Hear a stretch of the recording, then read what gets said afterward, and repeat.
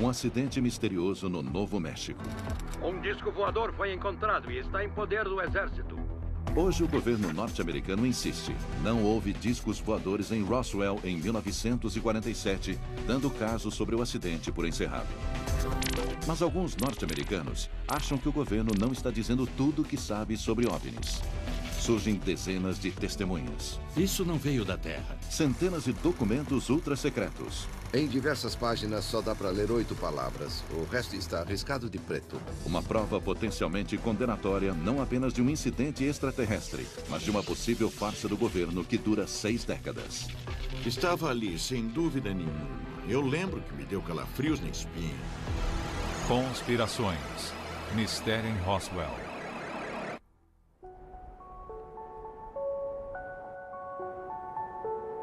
Para um pequeno, mas dedicado grupo de pesquisadores de OVNIs, este rancho num terreno árido a noroeste de Roswell, no Novo México, é um território sagrado. Segundo eles, é o local da queda de uma ou mais naves extraterrestres aqui na Terra no começo de julho de 1947. Eu acho que houve uma possível colisão no ar que resultou em uma nave explodindo de um lado com muitos destroços espalhados e a outra nave caindo quase intacta. Hoje, aquele caso mais conhecido como o incidente em Roswell é lenda. Mas jamais saberíamos de Roswell não fosse por Stan Friedman, um ex-físico nuclear que se tornou pesquisador de OVNIs. Depois de passar quase 30 anos investigando o incidente, caçando dezenas de testemunhas-chave e analisando documentos ultra-secretos, Friedman está convencido de que o governo norte-americano tenha encoberto a queda do OVNI. Esta é sua prova. Tudo começou em 1978, após uma palestra sobre OVNIs, quando alguém perguntou se ele conhecia um ex-oficial da inteligência militar, Jesse Marcel. Investigador brilhante que sou, perguntei, quem é ele? Eu nunca ouvi falar. Ah, ele pegou alguns destroços do disco em que você está interessado. O quê? Friedman vai atrás de Marcel, na Louisiana, e ouve a história fantástica sobre o dia em que Marcel ajudou a recuperar uma nave extraterrestre. Havia fragmentos espalhados por toda a área, centenas de metros de largura por quase 1 quilômetro de comprimento. Então, o Jesse conta a história que saiu nos jornais do mundo todo. Mas ele não lembra a data exata. E conta como ele levou os destroços para Fort Worth, no Texas. E disseram para ele não falar nada. Friedman confirma no jornal de Roswell. E, de fato, lá está. 8 de julho de 1947, a Força Aérea de Roswell captura um disco voador. Foi uma coisa sensacional. Manchetes de primeira página, não apenas no Roswell Daily Record, que é um jornal pequeno, mas nos jornais da Costa Oeste, como o Los Angeles Herald Express, e por aí vai. Mas a história não para aí. Um dia depois, um boletim dos militares norte-americanos diz que os destroços não pertenciam a um OVNI, mas sim a um balão meteorológico. Mas agora, 30 anos depois, eis que Marcel conta a Friedman que a história do balão era falsa.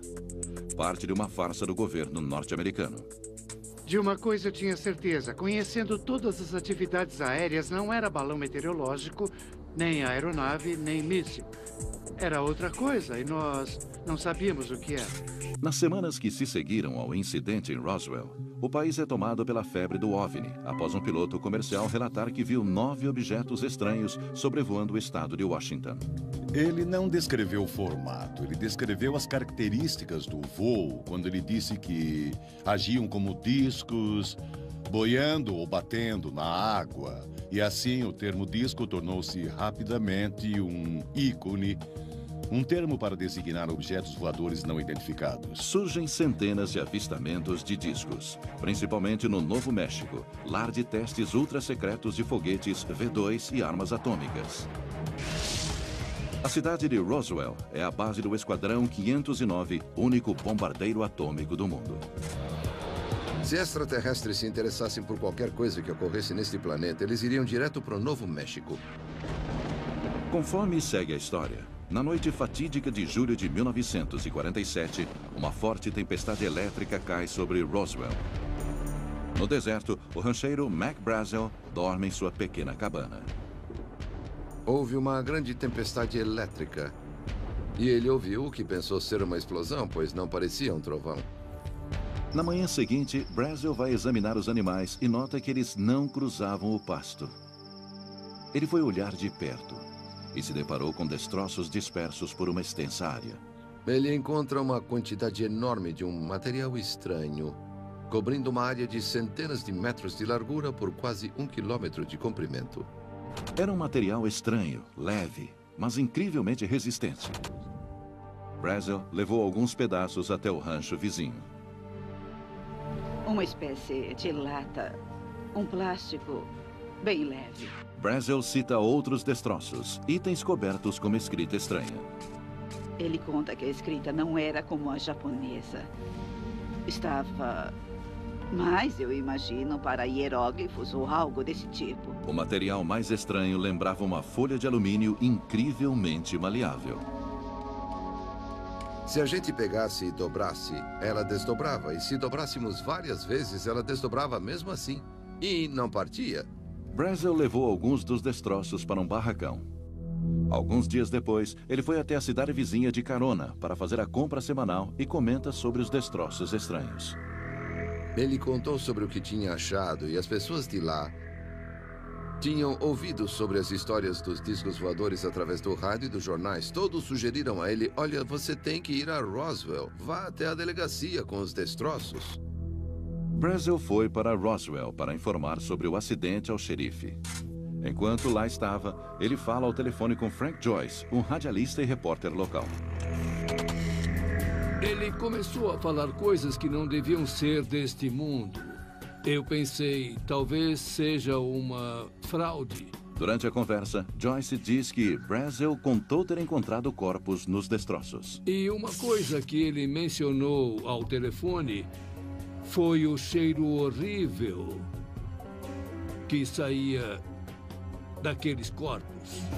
Pensando que Brazel pudesse ser louco, Joyce tenta desligar. Eu o aconselhei a ir até a Força Aérea Norte-Americana, pois como voavam, deveriam saber o que fazer com qualquer coisa que voasse. Brazel ligou para a base do exército de Roswell. O major Jesse Marcel atendeu o telefone. Marcel relatou a ligação ao seu oficial comandante, que ordenou a ele e a um oficial da contra-espionagem que investigassem. Ele falou: vá com ele, porque o rancheiro disse que havia muita coisa por lá e o que ele disse não é nada comum. No rancho, Marcel também ficou confuso com os destroços. Ele juntou tudo e voltou para Roswell. Ele estava tão eufórico com o potencial da descoberta que parou em casa, já passava da meia-noite, e acordou a esposa e o filho de 11 anos, Jesse Jr. Ele disse assim: isso são pedaços do que deve ser um disco voador.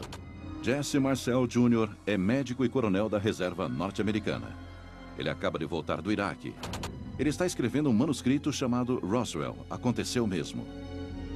Embora tenha acontecido há muitos anos, ele ainda se lembra nitidamente do que seu pai lhe mostrou naquela noite. Eu peguei o material e percebi que ele tinha uma natureza muito estranha. Era muito leve. Eu não tentei dobrar nem partir, mas eu olhei para aquilo e fiquei intrigado com o que seria. O pai de Marcel seguiu para a base para informar sua descoberta a seus superiores. Na manhã seguinte, o comandante da base ordena ao seu porta-voz que redigisse uma nota exatamente o que queria na nota à imprensa.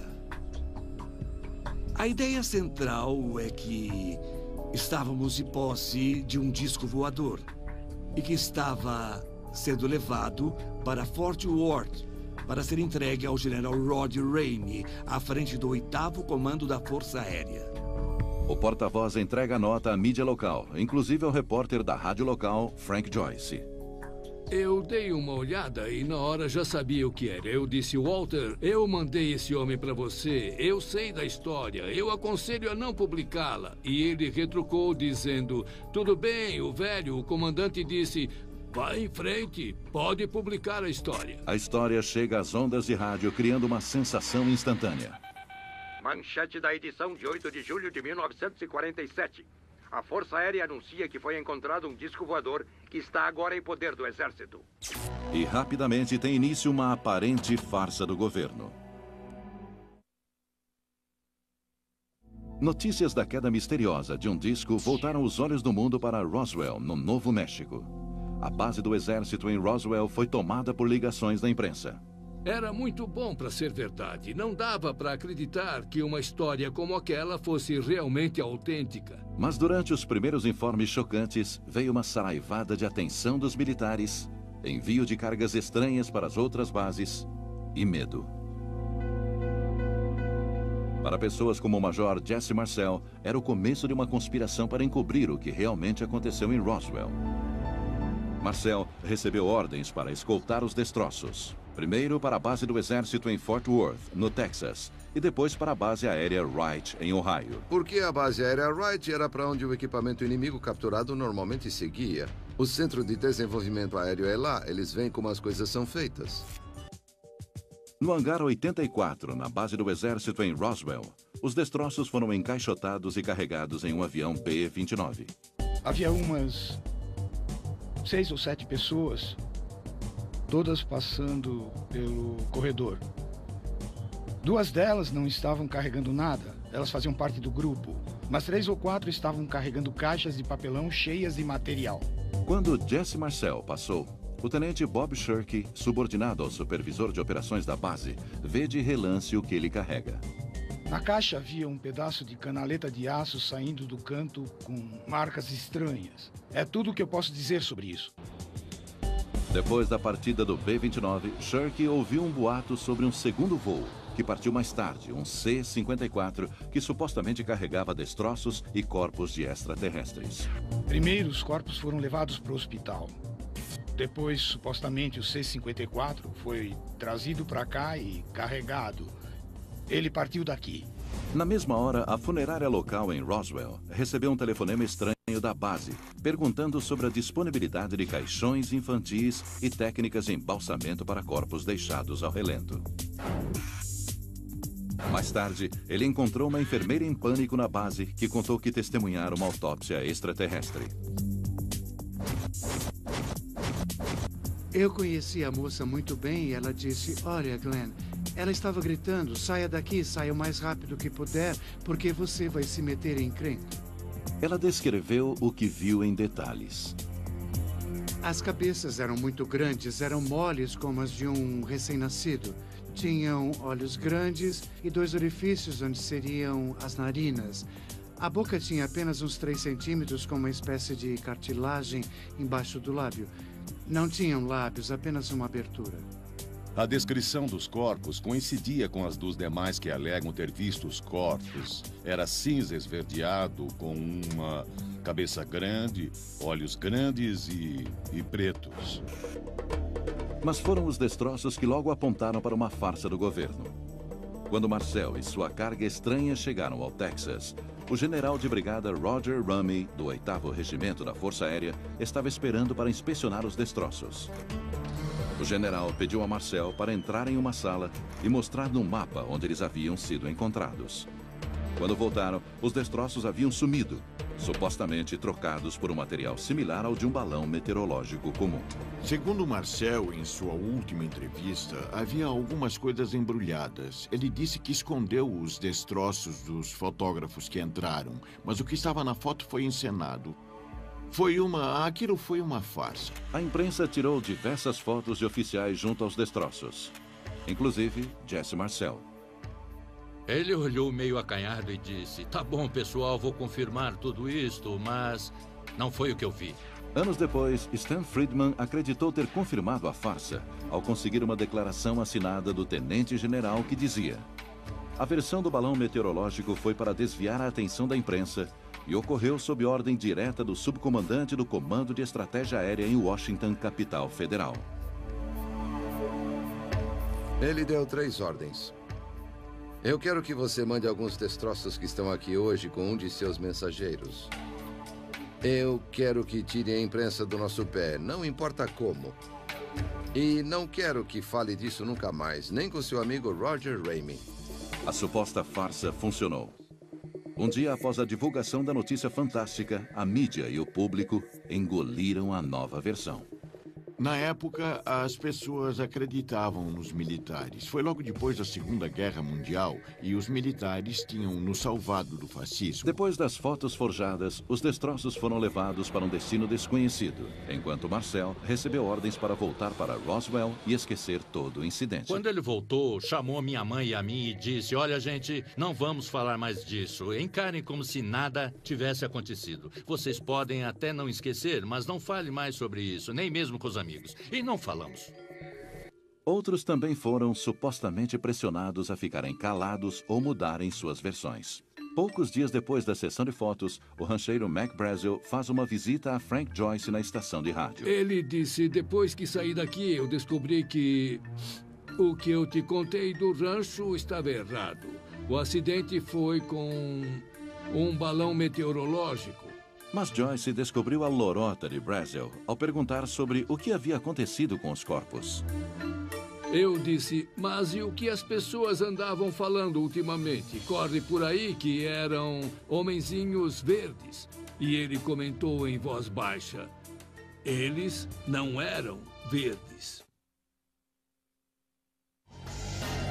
Depois que os destroços do suposto OVNI foram identificados como sendo um simples balão meteorológico, o interesse pelo incidente em Roswell mingou e logo foi esquecido por completo.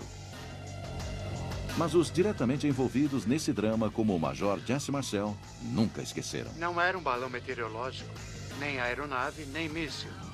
Era outra coisa e nós não sabíamos o que era. O filho de Marcel lembra que seu pai se mantinha incisivo, apesar de ocultarem a verdade. Eu me lembro dele explicando depois de participar da farsa porque havia concordado com a história. Publicamente, mas a portas fechadas não. Até o dia da sua morte, ele achava que aquilo não podia ter partido da Terra. Segundo o pesquisador Stan Friedman, os militares norte-americanos também não esqueceram o incidente. Em vez disso, Roswell se tornou plataforma para o que ele chama de Watergate cósmico, uma conspiração do governo para ocultar a verdade sobre os OVNIs. Está claro que havia pessoas no governo levando isso a sério. E também está claro que eles fizeram uma tentativa consciente de encobrir as coisas. Algumas semanas após o incidente em Roswell, foi criado o Conselho de Segurança Nacional, um grupo de aconselhamento super secreto do presidente. Obviamente, os OVNIs eram um assunto para o Conselho de Segurança Nacional. E isso passou por cima da Constituição, do Congresso, da mídia e do público. Foi aí que o tema OVNI se tornou escuro e sombrio. Estou aqui para falar dos supostos discos voadores. Ainda em 1947, a Força Aérea Norte-Americana criou o que viria a ser chamado de Projeto Livro Azul. Um programa para rastrear todos os avistamentos de OVNIs na nação. O interesse da Força Aérea nessa questão é identificar e analisar da melhor forma possível tudo no ar que possa significar algum risco ou ameaça aos Estados Unidos. Muitos avistamentos foram informados e Friedman alegou que os militares emitiam ordens especiais em resposta. Pilotos da Força Aérea receberam ordens no verão de 1952 para abater OVNIs, se eles não pousassem depois de ordenado. E temos o general Roger Ramey, na época general de divisão e um dos protagonistas na história de Roswell, dizendo: nós enviamos jatos atrás de discos centenas de vezes. A Força Aérea investigou mais de 12 mil avistamentos em 22 anos. Até hoje, 700 continuam sem explicação. Mas para os que acreditam em Roswell, o verdadeiro propósito do Projeto Livro Azul não é encontrar OVNIs, e sim desbancar sua existência. Conseguimos explicar os OVNIs como sendo fraudes, aeronave amiga identificada erroneamente, fenômenos meteorológicos ou eletrônicos, ou até mesmo distorções da luz. Tudo o que foi relatado podia ser de algum modo explicado como o planeta Vênus, uma aeronave não identificada, satélites ou gases do pântano, o que desse para inventar. O Projeto Livro Azul foi arquivado em 1969, depois que a Força Aérea decidiu que os OVNIs não eram uma ameaça à segurança nacional. Mas segundo Jim Marrs, o governo nunca parou de pesquisá-los. Houve literalmente dezenas de documentos examinados pela CIA, pelos militares e por outros que mostraram que nos bastidores há um grande interesse no que são essas coisas, de onde vieram e o que pretendem. Ao longo dos anos, os pesquisadores de Roswell dizem que solicitaram ao governo que liberasse toda a informação, mas tiveram pouco sucesso. Vamos atrás da CIA. Queremos todo o material sobre OVNIs. Não temos nada sobre OVNIs. Tem sim, não tem. Nós discutimos, fomos aos tribunais e o juiz mandou fazer uma busca. Eles voltaram. Ah, meu Deus, achamos mais de 900 páginas de materiais sobre OVNIs. E disseram que não tinham. Mesmo quando documentos eram liberados, como essa declaração da Agência Nacional de Segurança, eles eram totalmente censurados. Finalmente conseguimos. O problema é que 80% estava apagado. Mas por que o governo esconderia o que sabe sobre OVNIs e principalmente sobre o incidente em Roswell? Friedman acredita que é porque os corpos dos extraterrestres estão escondidos em laboratórios secretos do governo e os destroços estão sendo estudados para avanços científicos. Como prova, ele aponta a aeronave revolucionária desenvolvida nas últimas 6 décadas. Eis nossa aeronave tripulada, o módulo de comando Apollo. E parece um disco voador. Laboratórios secretos, maravilhas da engenharia. Parece inacreditável, a menos que você acredite que realmente houve um acidente extraterrestre em Roswell. David Rudiak diz que tem uma prova disso. Essa fotografia de 1947. Essa é uma das 7 fotos conhecidas que foram tiradas no escritório do general Roger Ramey. A fotografia do dia em que os militares identificaram os destroços em Roswell como nada além de um balão meteorológico. Nela, Ramey está agachado do lado dos destroços, segurando um pedaço de papel aparentemente comum, até você olhar de perto. O verdadeiro achado está bem aqui no que Ramey tem na mão. Dá para ler à medida que aproximamos o que está escrito no papel. Usando um scanner digital para aproximar e aumentar o documento, Rudiak diz que consegue decifrar as palavras que provam que houve uma nave extraterrestre. Esta é uma acepção inédita da palavra disco. Os objetos voadores ou discos voadores. E o termo circulava havia menos de 2 semanas e assim, por exemplo, os jornais incluíam a palavra com frequência nas citações. Então, no mesmo parágrafo, um choque. A verdadeira chave dessa mensagem é esta palavra aqui, que o grupo inicial identificou como sendo a palavra vítimas. Rudiak continua a decifrar o parágrafo. Eles estavam com as vítimas. Eu acredito que eles iam mandá-las para o médico-chefe em Fort Worth. Eles iam despachá-las em um B-29 ou em um C-47. E ao se juntar tudo, Rudiak acredita que o documento seja uma bomba em potencial. Eles encontram um disco. Eles encontraram vítimas. Eles iam embarcar as vítimas para Wright Field, onde ficavam os laboratórios aeronáuticos da Força Aérea, que avaliariam o objeto caído e depois encobririam tudo. A ideia de uma nave extraterrestre se espalha por programas de TV, livros, filmes e até museus. E transforma a pacata cidade de Roswell, no Novo México, em um imã para o que há de bizarro. Mas quando o 50º aniversário do incidente de 1947 se aproxima, o debate sobre o que realmente aconteceu em Roswell se intensifica. Um crescente movimento de base, incluindo investigadores amadores, ativistas e curiosos, pressiona o governo atrás de respostas. O que conseguem é a evidência de que o governo realmente esconde um segredo que nem mesmo a épica Roswell suspeitava.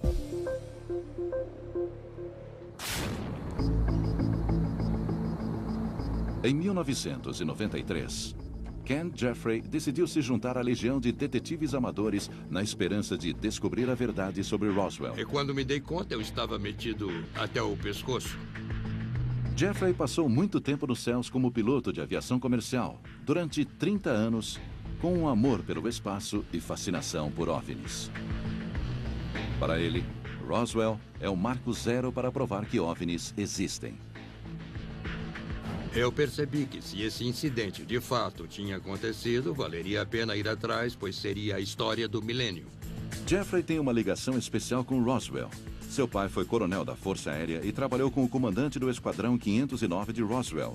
Jeffrey logo ficou sabendo das testemunhas que alegavam ter visto destroços estranhos e contavam histórias sobre corpos extraterrestres. Eu fiquei sabendo, através de um dos escritores e pesquisadores de Roswell, sobre um número de testemunhas secretas que tinham medo da represália do governo caso se apresentassem, e foi aí que eu pensei, bom, algo tem que ser feito sobre isso. Seu primeiro passo, a Declaração de Roswell, uma solicitação abrangente assinada por astronautas, cientistas e militares. 20 mil pessoas pedindo ao governo para contar o que sabe sobre Roswell. A declaração era um pedido não apenas para liberar qualquer informação sobre Roswell, mas para liberar qualquer informação que o governo possa ter referente a OVNIs ou a inteligência extraterrestre. Jeffrey consegue a ajuda de um deputado do Novo México que também pressiona atrás de respostas. O que reivindico é que o governo torne público todos os registros sobre o incidente em Roswell. Ou, se foram destruídos, expliquem quem os destruiu, sob ordem de quem e quando. Em 1994, pressionada, a Força Aérea designa o tenente-coronel Richard Weaver para assumir um inquérito. Weaver diz que reviraram tudo e descobriram um segredo chocante. Nós revisamos todos os registros que pudemos encontrar naquela época. Procuramos explicações plausíveis para o que pode ter acontecido. Consideramos um acidente nuclear, consideramos a queda de um míssil desgovernado, consideramos a queda de uma aeronave e também consideramos a possibilidade de um evento extraterrestre que o governo simplesmente não admitiu. Em seu relatório em 1994, Fato versus Ficção no Deserto do Novo México, Weaver encontrou algo que o governo não queria que as pessoas soubessem. Algo que ele agora acredita ser a verdade sobre o que aconteceu naquela noite em 1947. O relatório diz, se houve uma farsa, não é sobre um disco voador vindo do espaço, mas o código de um projeto militar ultra secreto chamado Mogul.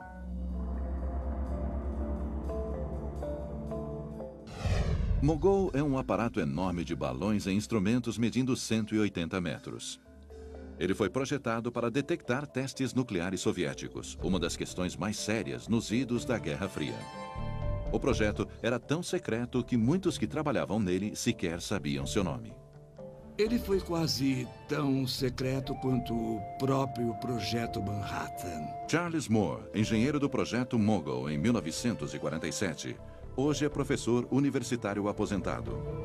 Moore acredita que os relatórios sobre discos voadores e outros destroços no rancho de Brazel descrevem na realidade seu balão número 4. Ele foi lançado em junho a 80 quilômetros a favor do vento.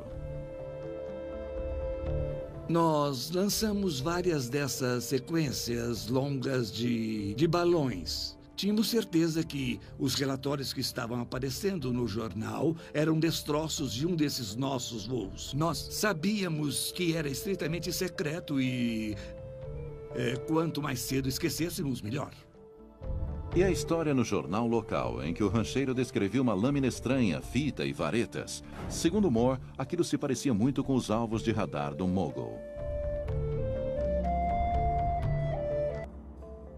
O material refletivo era papel laminado com folha de alumínio e preso a varetas de pau-balsa para ficar leve o bastante para ser carregado para o alto pelos balões.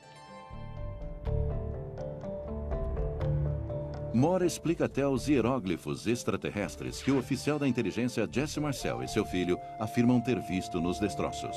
Os alvos que usamos eram reforçados com fita adesiva na qual foram impressas figuras abstratas curiosas, quadrados, triângulos e letras gregas. Mas como Jesse Marcel, um oficial da inteligência com treinamento em alvos de radar, poderia confundir o que ele viu com uma nave extraterrestre? Acho que ele nunca tinha visto balões tão grandes assim. Moore diz que os balões expostos no sol do deserto teriam escurecido e mudado sua aparência. Depois de uma semana no solo, os balões não pareceriam mais balões. E tem mais. Suponhamos por um momento que os destroços de Roswell fossem realmente extraterrestres. Até a Força Aérea afirma que isso seria um acontecimento marcante. Marcante o suficiente que deixaria algum rastro em papel, alguma evidência. Em vez disso, eles dizem que não existe nada. Será que o governo conseguiu mesmo manter esse grande segredo? O coronel Weaver crê que não. Alguém teria que mudar literalmente milhares, se não milhões de registros e ocultar diversas informações tais como horários de voo, planos de voo, todo tipo de burocracia rotineira para desmentir o fato de que algo muito importante aconteceu. A Força Aérea também examinou a foto, aquela com o general Rumney segurando um memorando. Os pesquisadores de Roswell alegam que conseguem ver a palavra vítimas. Mas analistas do governo dizem que não leem nada. Eu questiono qualquer pessoa que alegue ter visto as palavras queda, disco e vítimas. E se esse fosse o caso, teria sido algo tão secreto que eu duvido que Ramey andaria com uma nota contendo essa informação na frente das câmeras. Ken Jeffrey passa a duvidar seriamente sobre a história de Roswell. Então, Jeffrey se depara com notas divulgadas de uma reunião da Força Aérea em 1948, um ano após Roswell. Nela, um alto oficial da inteligência chama a onda de avistamentos de OVNIs de 1947 de um fenômeno do qual não se pode rir.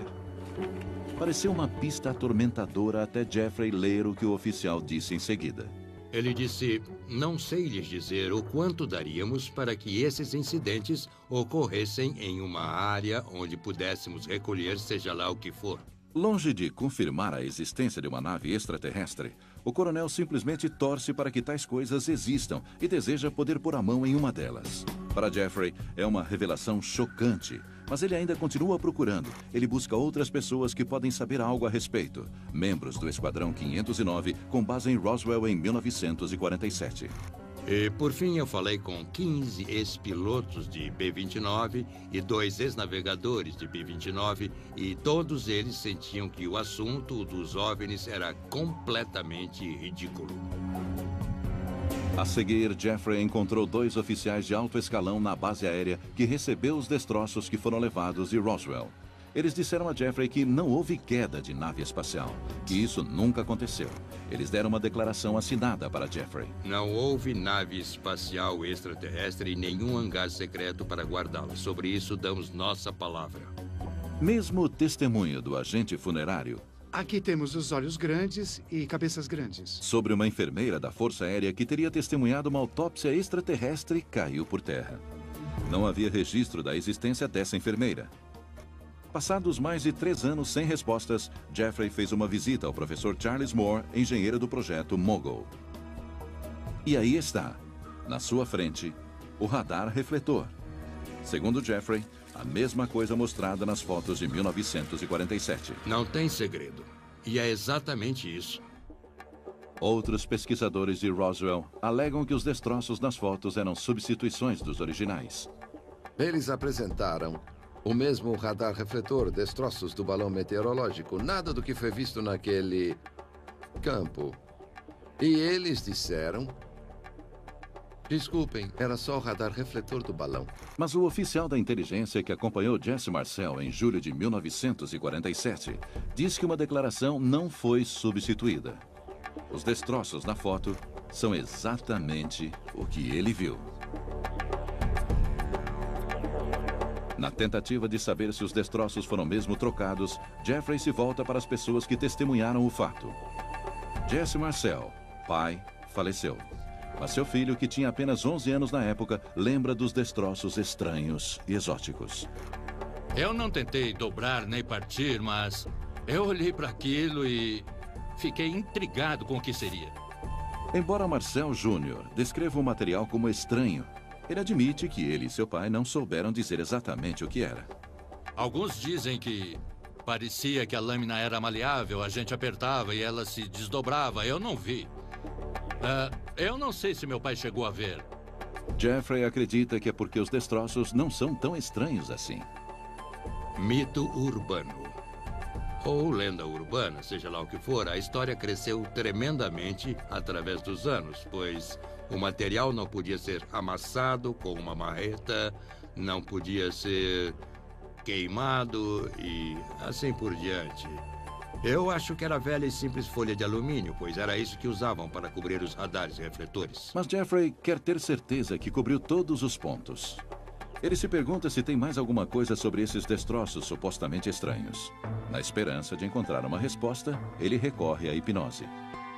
Vou fazer mais uma coisa. Vou tocar seu pulso por um momento e... Ele quer usar a técnica do coronel Jesse Marcel Jr., que viu os destroços do acidente levado para casa por seu pai. Está bem. Talvez Marcel conseguisse se lembrar de mais alguns detalhes do que seu pai lhe mostrara naquela noite de 1947.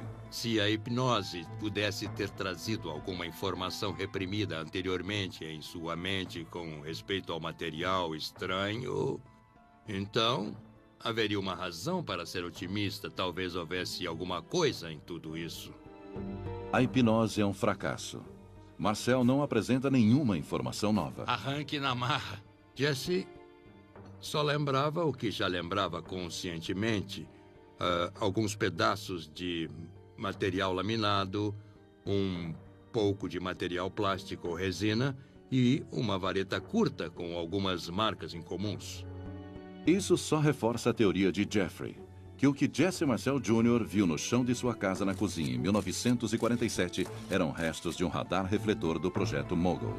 Para mim, esse foi um tiro de misericórdia no caso da queda do objeto.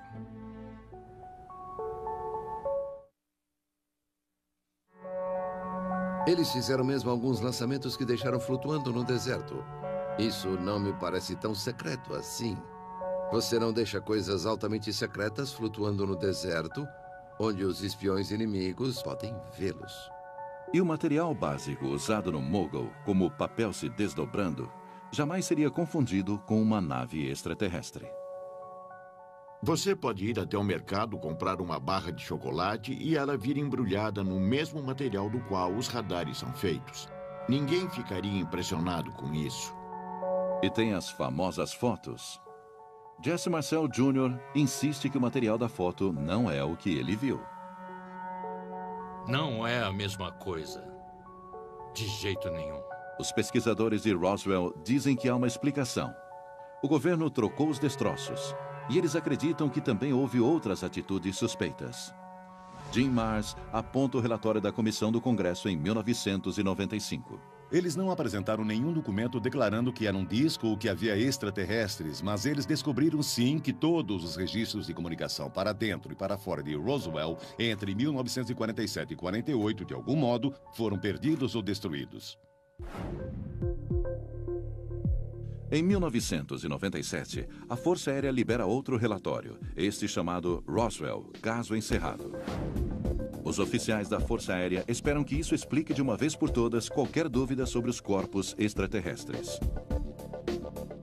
Provavelmente, os corpos observados no deserto do Novo México eram bonecos de teste carregados pelos balões de grandes altitudes da Força Aérea para pesquisa científica. Mas há um problema com essa explicação. Os registros da Força Aérea mostram que testes com bonecos só foram usados a partir de 1953, 6 anos depois do acidente em Roswell. Coronel, como o senhor enquadra os entusiastas de OVNIs que dizem que eles estão falando de 1947 e o senhor está falando de bonecos usados nos anos 50, uma década depois? Bom, eu acho que esse é um problema. Nós tivemos um hiato no tempo. Eu não sei o que eles viram em 47, mas eu acho que depois de um tempo eles perderam a noção exata sobre em que data foi. Porque muitos bonecos foram jogados. Depois da entrevista coletiva em 1997, o governo norte-americano encerra oficialmente o caso do incidente em Roswell. Mas a palavra final parece não satisfazer as pessoas do outro lado do debate. OVNIs, temos o direito de saber. Documentos contraditórios do governo, relatos conflitantes de testemunhas oculares e pistas intrigantes de que o governo ainda está ocultando informações chaves só inflamam a controvérsia sem fim. Sempre haverá aqueles que não acreditarão em nada que o governo disser, e eu acho isso terrível, mas temos que nos perguntar de quem é a culpa. Do ponto de vista de relações públicas, eu acho que o governo lidou muito mal com isso. Mas mesmo lidando mal, Ken Jeffrey acredita que até agora o governo tem a versão mais convincente sobre o que caiu na Terra em Roswell. Eu não tenho dúvida que não foi uma nave extraterrestre. E eu apostaria minha vida nisso sem hesitar. E olhe que foi uma grande decepção para mim. Some-se ao ceticismo de Jeffrey e de muitos outros o fato de que, ao longo dos anos, muitas pistas boas não deram em nada. De testemunhas desacreditadas, até documentos quentes comprovadamente falsos. E ainda o crescente número de locais de pouso extraterrestre no Novo México. Na última contagem, são 6 ao todo, inclusive aqui em Hubcorns Ranch, que cobra entrada. Supõe-se que havia 5 corpos. Temos de enfrentar o barulho para chegar ao sinal. A natureza é assim. É como a sociedade e é como as pessoas são. Não estamos todos preparados para dizer a verdade o tempo inteiro. E apesar de tudo, os crentes ainda creem. O exército chegou e acobertou. Eles continuam convencidos de que Roswell é um segredo mal explicado, enterrado sob décadas de fraudes, mentiras e farsas. Para Jim Marrs, a prova está em todas as pessoas que se apresentaram para dizer que testemunharam o incidente em primeira mão. O que me convence que algo sobrenatural aconteceu em Roswell é simplesmente a soma total das evidências. Para Stan Friedman, a prova também está lá. Lá em cima, no céu. O que me fascina é que existem estrelas bilhões de anos mais velhas do que o Sol. Que arrogância pensar que nós somos os bons do pedaço. A maioria das pessoas não acha isso.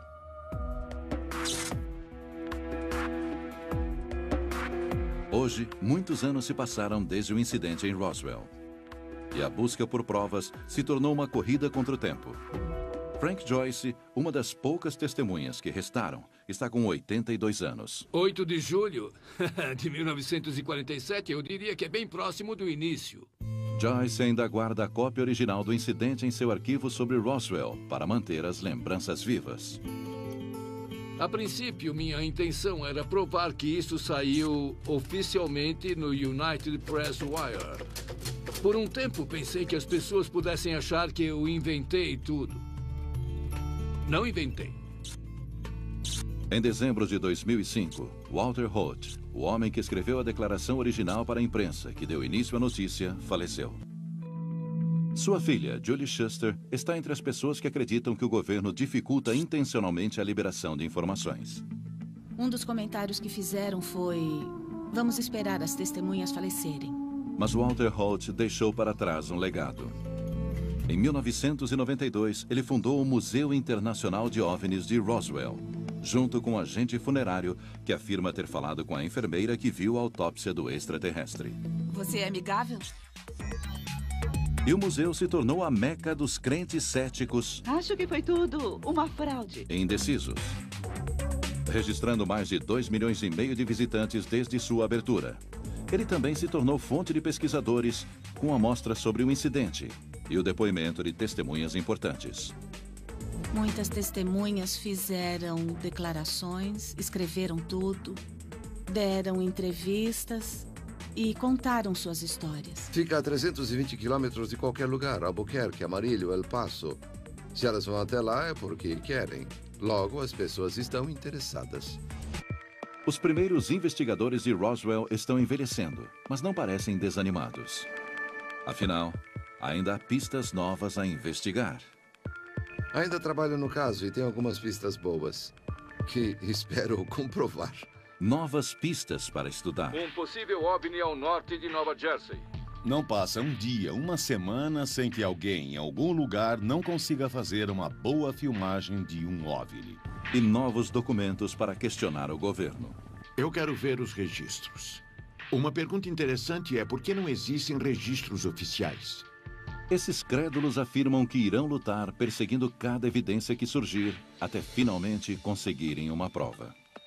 Uma prova real que esclareça o que de fato caiu na Terra em julho de 1947 nos arredores de Roswell, no Novo México. Versão brasileira, DPN Santos.